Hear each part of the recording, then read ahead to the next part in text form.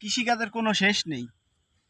যাদের এই যে পাটের ভুঁই পাতলা হয়ে গেছে, যে জায়গায় দিয়ে অনেক পাট কম, ঘন জায়গার থেকে এভাবে উঠাবেন। উঠায়ে আমরা বিশেষ করে মরিচ যেভাবে লাগাই, হালকা একটু মাথা কাটে এই সন্ধ্যার আগ মুহূর্তে, আপনার রোদ থাকলে হবে না। অন্য অন্য জেলায় আপনার প্যাক দিয়ে, মানে পানি দিয়ে চাষ দিয়ে প্যাক দিয়ে এই পাটটা লাগায়।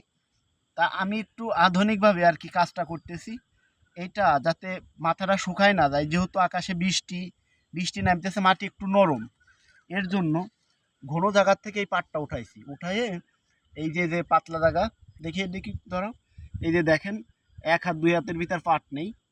আপনার ধান লাগানোর মতো করে এই পাটটারে আপনি মাথা হালকা কেটে তারপর লাগাই দেখতে পারেন।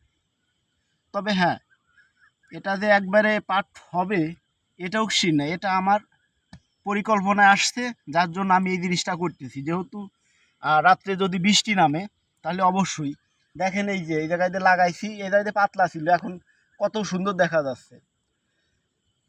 তারপর নেক্সট টাইমে যদি এই পাট বাঁচে, তাহলে পরে নেক্সট টাইমে অবশ্যই আমি যেমন করতেছি আমি উৎসাহিত করব অন্য মানুষকে এই ঘনদার থেকে এই পাট উঠে যে জায়গায় দিয়ে পাতলা, অনেক জায়গায় পাট থাকে না, সেই সব জায়গায় যাতে লাগালে হয়।